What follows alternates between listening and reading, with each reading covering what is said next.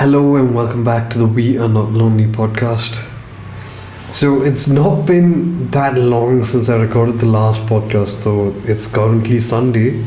I recorded the last video on Thursday, which is the 25th. It's now the 28th. It's barely been 2 days since I recorded the last video, so not much has happened. But I decided to do this because I wanted to get back into the whole process of recording on Sundays, because that's what I used to do when I used to have a job, right? I want to do this because I want to make like a sort of a habit, and I want to create on Sunday. That's the whole idea behind why I'm doing this. So there isn't really much that I could say, but like there's one thing that I can talk about, and that is how surprised I am that Indian series are improving drastically. Okay, now for context, Bollywood is a disaster. It's a dumpster fire. I think that's the best way to speak about it. Like horrible movies are coming out, nepo kids everywhere. I think the last really good movie that I watched from Bollywood was Dhurandhar 1 and 2, and that was like an industry, it kind of broke the entire industry. It kind of triggered the industry to start doing things in a different manner, right? So when that happened, I think there was like a bunch of controversies that even Ranveer Singh had to go through. For example, like he was supposed to do Dawn 3, but because of his whole success in Dhurandhar, I think he went against it. And I don't know the exact context of the entire thing, but basically Ranveer dropped out of Ranveer dropped out of Dawn 3, and that didn't go well with Farhan Akhtar, who tried to sue him. Anyway, like the current situation is that now there's this movie called Alpha that's come out. It stars Alia Bhatt.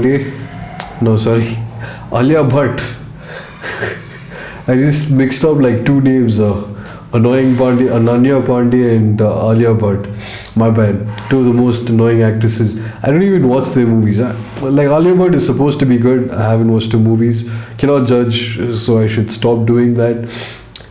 But getting back to what I was saying, right? So Dhurandhar was a phenomenon. It forced people to start looking at the entire Bollywood industry in a different manner, because for a really long time Bollywood has been nothing but a propaganda machine, particularly for a certain community. Bollywood has been nothing but a propaganda machine for a certain community. It was controlled by, what's his name? Badi Sahib. What was his actual name? Yeah, so Dawood Ibrahim. Dawood Ibrahim was the don who controlled most of Bollywood. He used to have parties with pretty much all of Bollywood. He would invite stars, he would intimidate them, he would get involved in their scripts. This is all like, under the table. This is all a rumor from certain individuals in the specific, in the movie industry. Now, the situation is that after a really long time, after an incredibly long time, this man has been portrayed as someone who does not, sorry, let me get my thoughts right. Dawood Ibrahim was portrayed in a less than flattering manner in Dhurandhar. Like you see him, he's old, decrepit, confined to a hospital bed, and Ranveer Singh wants to kill him. Apparently that was not the situation earlier in Bollywood. Like he was portrayed as some sort of a hero, some sort of a really cool guy, right? And this was all information that I gleaned by reading the subreddits and all of that. So this is all second-hand information. But it does seem like Bollywood has had a really long fraternity with gangsters and all of that. For example, if you think about it, Sanjay Dutt went to jail because of his participation in a certain terror outfits bomb blasts in Mumbai. He had weapons at his house. they whitewashed his entire image with that movie from Ranbir Kapoor. What was it? Sanju, right? They whitewashed his image. But the fact of the matter is, these people have been involved in something shady for a really long time. Anyway, that's not what I wanted to say. Like, the whole reason that I brought that up is because there isn't much good media out there, right? You've got really bad content out there. But recently, in fact, incredibly recently, this is like over the past couple of days, I have been watching this interesting series. It's called Maamla Legal Hai. Maamla Legal Hai is an interesting series. It's about lawyers. It's situated in this one court called the Patparganj District Court, I believe, and it's hilarious. The language is quite good. Like, I don't really know much about Hindi, but it was quite simple. It was quite easy to understand. It felt like watching something really cool. And I just binge watched this over like 2 days. Technically 3 days, because I watched episode 1 on YouTube. Okay, I watched episode 1 on YouTube and then I watched the rest. Let's just say I watched the rest. I'm not going to name any names. But the entire show is available on Netflix. I don't know why I'm being such a gatekeeper. Anyway, my point is that I watched Maamla Legal Hai and I came away like pleasantly surprised. Because, see, I don't really watch much media for one. Like, that's really important. I just spend a lot of time on YouTube. I spend a lot of time on Reddit these days, and I'm trying to cut down. But my prime consumption of media is YouTube. So what happened was, I actually came across certain snippets of the show on YouTube.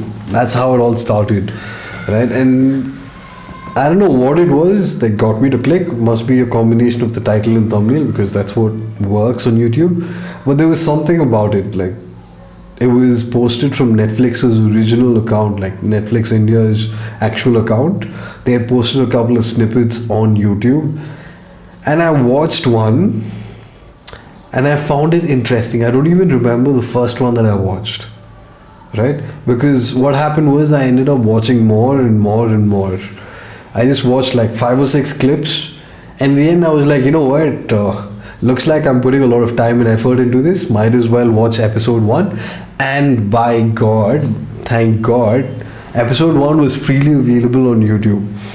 So I checked it out and I thoroughly enjoyed it. And as a result, I decided to watch the rest. So it took me a couple of days. There are a total of 16 episodes, I believe. Each of them is around like half an hour or so. Half an hour to 40 minutes, that's the max. So it took me 2 days. I just sat and binge watched the entire thing. And it was incredible, man. It was so much fun. Like, I'm not a huge Hindi person. Like, my Hindi is not that great. But the language was simple enough and I could understand the jokes. And of course, there were subtitles, which really helped, because it helped me bridge the gap like a lot, right? So it was so much fun, man. Like, the comedy, the acting. Yeah, it's primarily like a comedy series. That's the whole thing. There are a few heart-touching moments here and there, like a couple of emotional situations here and there. But yeah, man, like, it was a lot of fun to watch. And it got me thinking, right? Like, what was the last series that I watched that was Indian? Now, there are a couple. I watched Farzi, which actually has a big name Bollywood actor in it. It has Shahid Kapoor in it. And Farzi is this series about fake notes. The main character is an artist who ends up creating a beautifully fake note that becomes, like, you know, integral to a lot of gangs and all of that. This is a very rough outline of the entire plot that I'm giving you. So that was the entire situation. Farzi was interesting, but I didn't watch it. Like, I probably should, because I genuinely enjoyed sitting down and watching those few things. I think it's on Hotstar So like if you're in India and you have Geo Plus, it's basically free. So yeah, man, like that was one interesting series. I had a lot of fun sitting down with my cousin whenever it was on. I would get glued to the screen. That was another series that I really enjoyed that came from India. And another one, interestingly, was this Malayalam serial, a Malu serial called Pharma. It has Nivin Pauly in it, and it's incredibly interesting. Like the storyline is really great. I don't know how many seasons there are. No, sorry, I don't know how many episodes there are. There's only one season, and I just remember sitting down and watching the entire thing. Like this happened again because of my cousin, who's watching the show, and I was like, hey, this seems interesting, and like Nivin Pauly was there, so I was just like, huh, might as well. So yeah, I ended up watching Pharma as well. That was another incredible series. It's basically a show about like how this pharma company released really bad products into the market. The main character is a person, he's a marketing manager within that company. I forgot the name of the company and the name of the product, but he ended up selling a lot of these products to a bunch of, the product was meant for pregnant women. So he ended up selling a lot of these products. He did quite well, and then the product was just stopped all of a sudden, and his career tanked as a result, and he ended up, going through a lot of situations. And the second half of the entire series is him getting together like an argument, a case to fight against this particular company, which was really good. I enjoyed that series. Plot and story are the same thing. Everything was on point. Acting was really good, and it was in Malayalam, so I was quite surprised to see the quality. But then again, I shouldn't really be surprised, because Malayalam, the movie industry, is quite mature, dude. Like among all of the movies that I've seen in all of India, I don't really watch much, to be fair. But I do watch movies once in a while from Kannada, once in a while from Telugu, from the Telugu industry, once in a while from Kannada. Tamil I watch quite a bit. This is all comparatively speaking, of course. And of course Malayalam again, because I'm at home and my parents and all of that. Because that I end up watching a couple of Malayalam movies as well. And what I've noticed is that Malayalam movies really have this interesting story structure. Not necessarily a story structure, forget all of that. They tackle really interesting concepts, which of course there are masala movies as well. I'm not gonna say no. From what I understand, the highest number of masala movies comes from Andhra, dude. Comes from the Telugu movie industry. They have huge amounts of money and they just pump it into their movie industry, and they just pump mass movie after mass movie after mass movie into the freaking market. It's insane. All of their major movie stars are mass movie stars. Tamil, of course, you've got a wide variety. You've got some interesting movies. For example, Nan Kaval is one of the most interesting Tamil movies that I've watched. It's a really old movie. I don't know the director, but this guy basically is an Aghori. He was abandoned somewhere in Kashi or something, somewhere up in the north as a young child, because an astrologer told them that this guy is not good for your family, something like that. It's been a really long time since I watched Nan Kaval as well. Nan Kaval is basically the literal transliteration of the words Aham Brahmasmi. So Nan Kaval translates to I am God, which is Aham Brahmasmi. If you translate it more or less, the idea is that I am God. But if you go deeper into the Mahavakyam, this is a Mahavakyam. Aham Brahmasmi is a Mahavakyam. It's a great sentence. It's a great saying that's in one of the Vedas. It contains the essence of what the Vedas teach. So Aham Brahmasmi, Aham and Brahma, how are they equated? That's a whole different study in and of itself. Okay, so it's not necessarily that I, in my limited body, with my limited mind, body-mind sense complex, am equal to that infinite Brahman. That's not the point. But the whole process of spirituality is understanding and realizing God within this body. And Tantra is about, like, deifying yourself. You're becoming holy yourself. The end goal of Tantra is to become one with the deity. We got into a little bit of a side track over there, but my point about Nan Kaval is that it's about this Aghori who eventually gets reunited with his family. And now the funny thing is, like, he's been an Aghori for a really long time, for most of his life. And it's not possible for him to adjust to a regular family life after that. So shenanigans ensue. The social commentary is spot on, like the entire idea that there are a bunch of beggars. Like, there's a huge side plot. Arya isn't really shown much. They show the rest of the thing. So in the temple there are a bunch of beggars. It's shown how there's actually a nexus behind these beggars.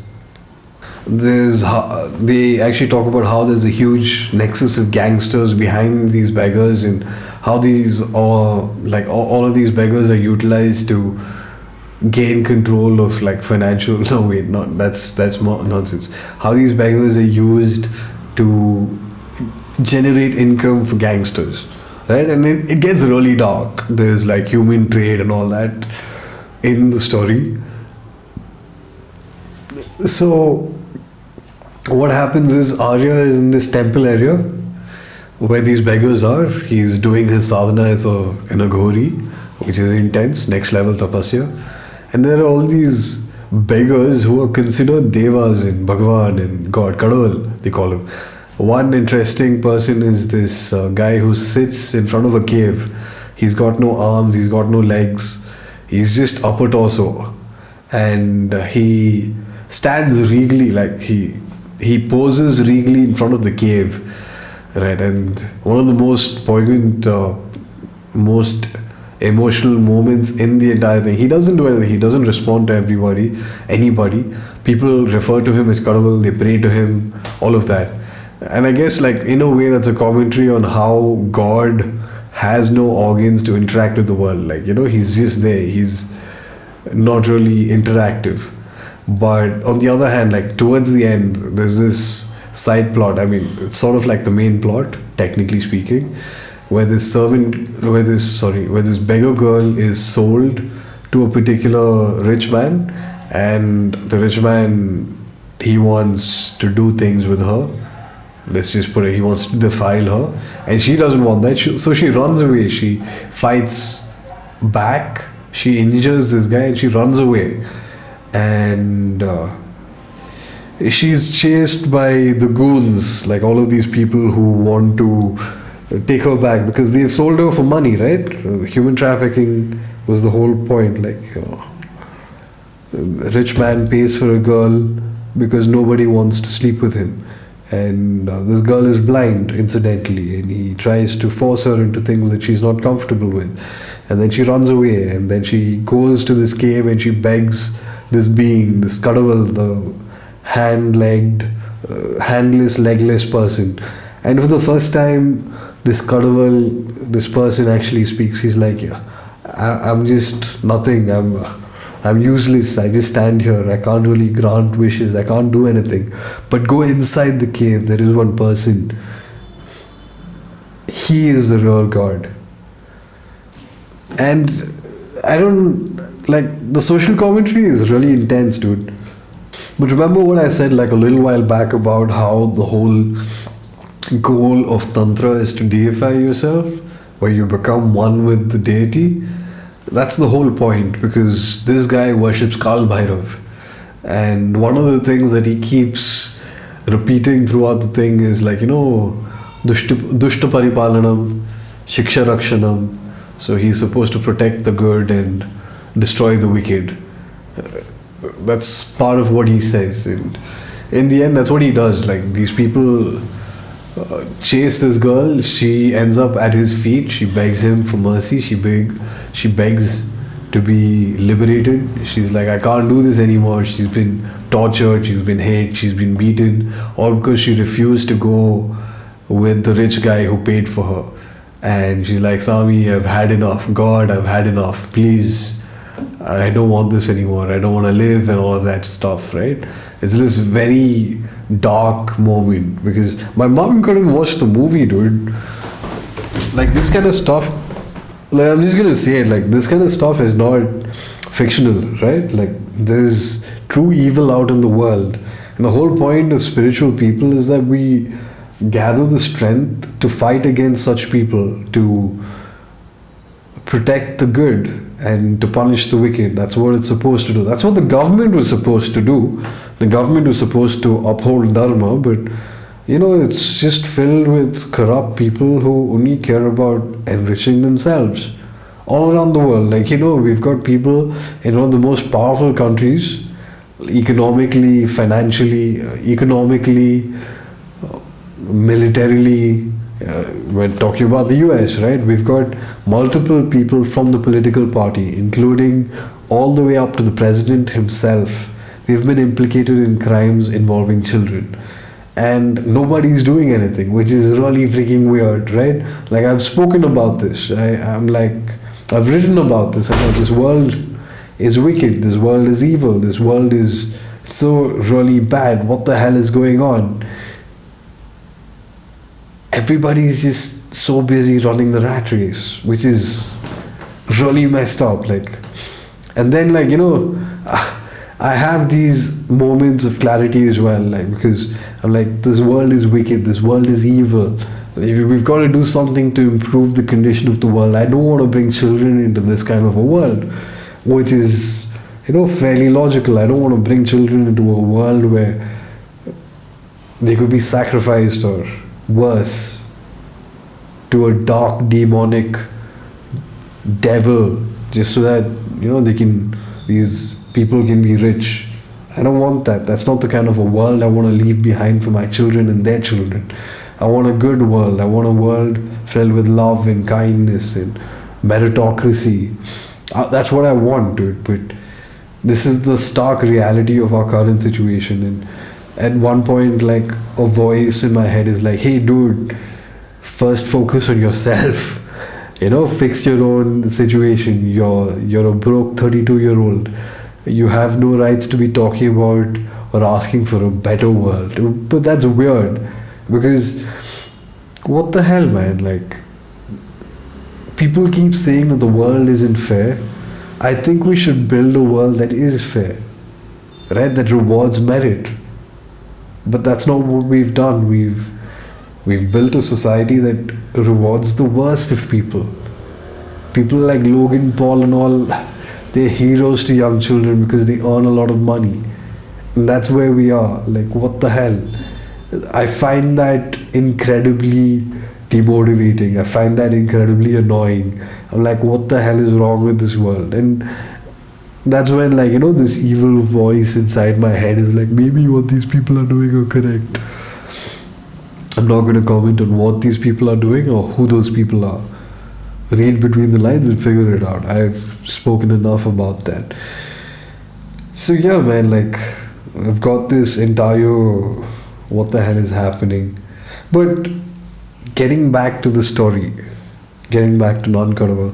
So eventually Arya, like the main hero, the Aghori, just kills her, and then he eats her to give her liberation, because that's the belief, right? Like in Aghoris eat dead flesh of humans. That's part of their sadhana. Depending on what their guru tells them, they do everything that's taboo. It's just Tantra to the extreme. So the general idea in Tantra is that nothing is profane, everything is sacred, because God created everything. Which is why they have the concept of the Panchamakara, which is the 5 M's: meat, matsya, fish, parched grains, technical terms, Maamsa, things like that. I'm not going to get into that. Look into the 5 M's look into the Panchamakara, you can find it. So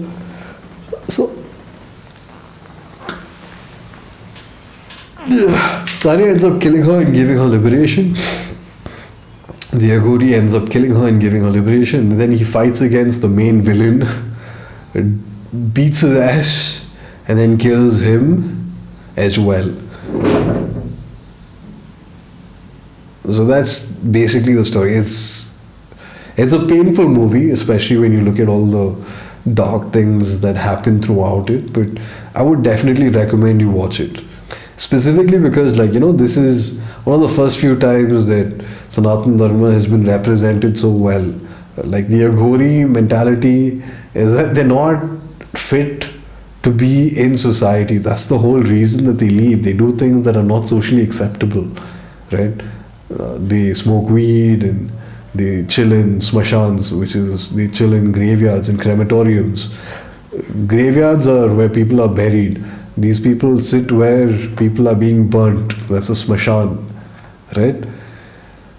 Just technical difference. But the whole point is that the Aghori has to realize that the entire world is a smashan. Everybody is already dead. These are all deeper things. And yeah, dude, like the whole Aghori path is intense. It's a very intense path. It's for very intense people. But it's not for everybody, 100%. It's only for people who can, who are meant to walk that path. So anyway, like, that's what happens in the movie. He ends up killing everybody, and then there's this hilarious court scene where they're like, "Who are you?" And he's like, "Kaal Bhairav," because that's what the whole idea is, right? You self-identify with the deity to the point where you merge. Your ego is subsumed, it is just consumed, and all that's left is the deity acting through your body. So there's this scene in the court where they're like, "Who are you?" And he's like, "Kaal Bhairav." Kaal Bhairav is like this really intense form of Shiva. He walks around. He's also like, technically, he's one of the first forms of an Aghori Devata. After he does Brahma Hatya, so what happens is Shiva ends up killing Brahma. Brahma had 5 heads before, and there was an incident. Depending on which Purana you read, he either lies or it's because he lusts after Saraswati. These are the 2 versions.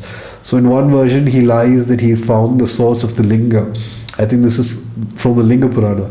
So Shiva gets really angry and he attacks Brahma with a fingernail. Like, he cuts off a fingernail and he throws it at his head. And that is basically Bhairava. A very terrible form of Bhairava. And as soon as that happens, like, the skull of Brahma is attached to his hand, to Shiva's hand, and he has to go down to earth and, wander for a really long time, do severe penances, do unacceptable things, live in graveyards, things like that. And eventually he reaches Kapala Mochan, which I believe is in Kashi. And there's a specific place where the skull of Brahma leaves his hand, and that's supposed to be Kashi, and Kashi is supposed to be the home of Kala Bhairava. And yeah, that's the story. So Arya is like, "Who are you?" The judge is like, "Who are you?" "I am Kaal Bhairav," is his response. And then the judge is like, "Where do you stay?" And he's like, "All of the 5 elements are under my control. I control everything. Everything is mine. Therefore, I am everywhere." So, things like that. Like, you get answers of the highest philosophy in a courtroom. It's kind of funny if you think about it. There are other scenes that are kind of hilarious. There's this one situation where this cop is trying to get it on with a prostitute, and this Aghori walks in and he's like, "Where do I get ganja?" And he's asking a cop. Now, for technical purposes, ganja is illegal in India.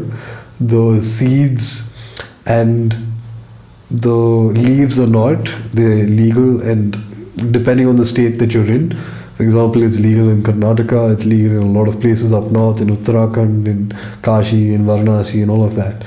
So bhang is legal, but weed is not. Like, you can't have the flower, or you can't have the resin, you can't have ganja, charas, etc.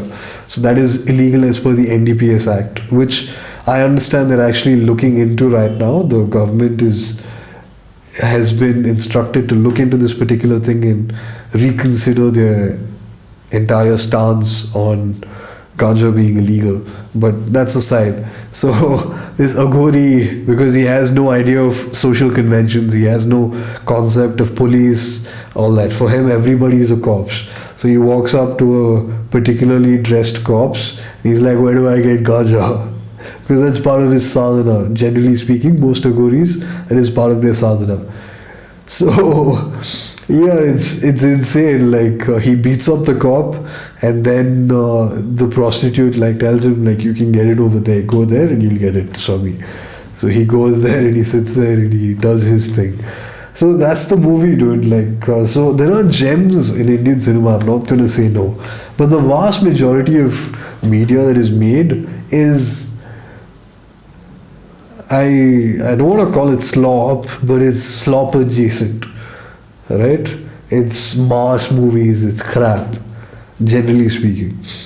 Now, some people have like this very beautifully encoded agenda. For example, the now CM of Tamil Nadu, Joseph Vijay, what he did was for the last couple of years, at least like 5-6 years, he's been releasing movies on an annual basis that have something to do with like a political undertone. And people predicted right then and there that this guy is planning to do a pivot.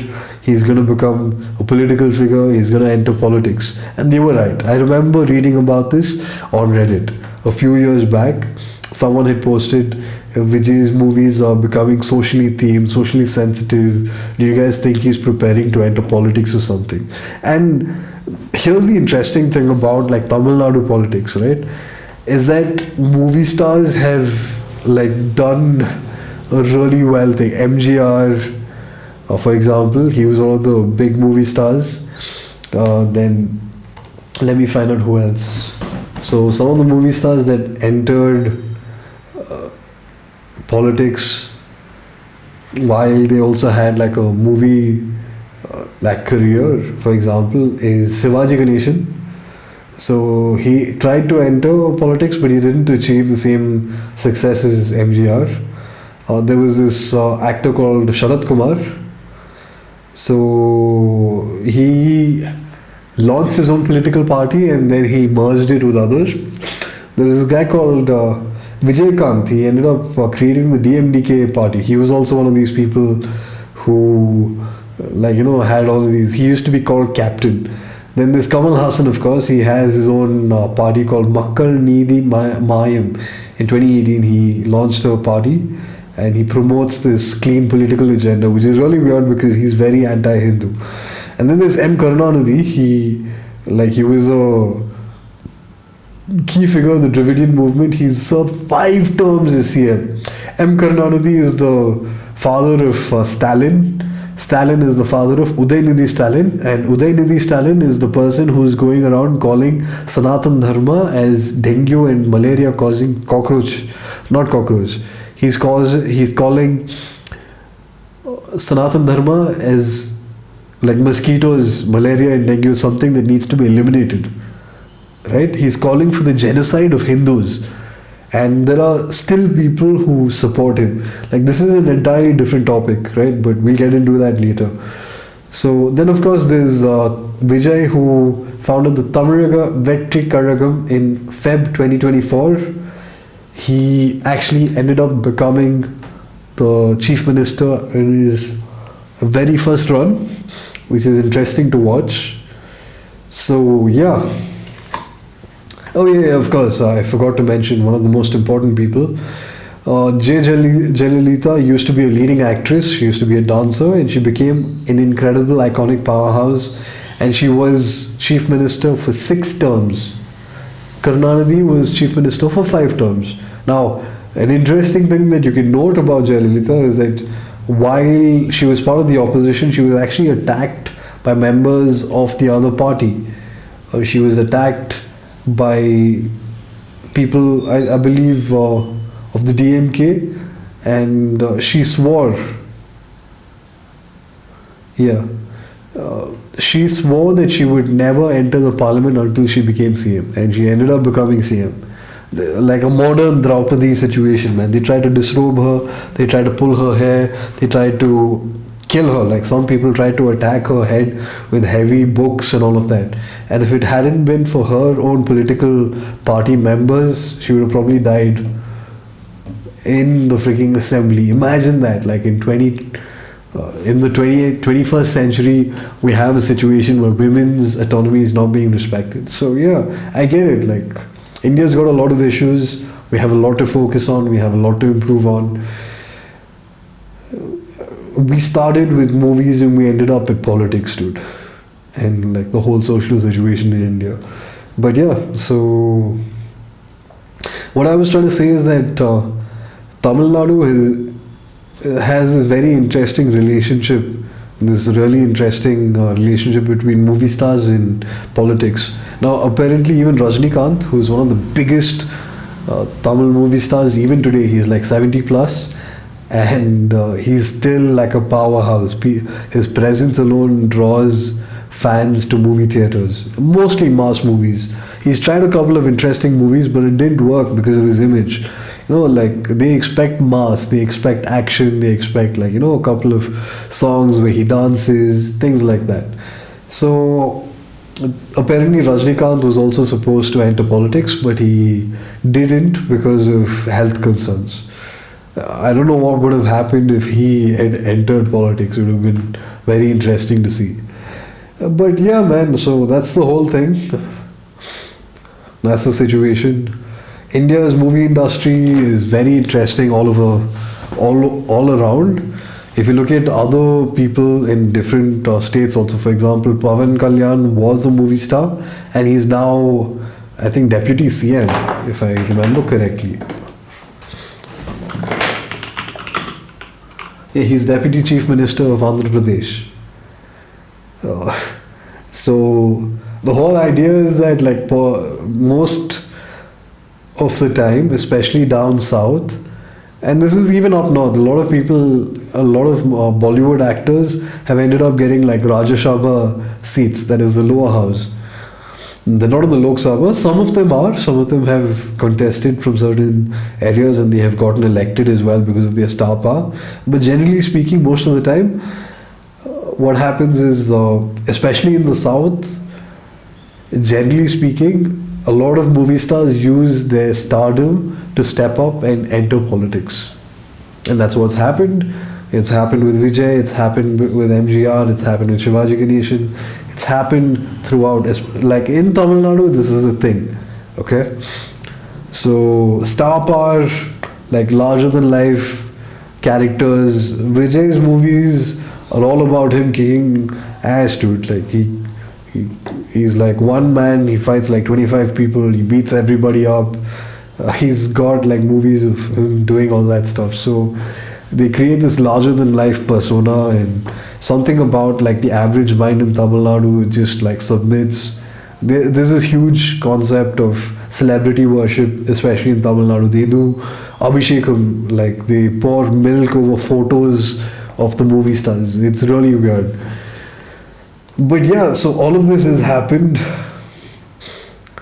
This is the situation. This is the movie industry.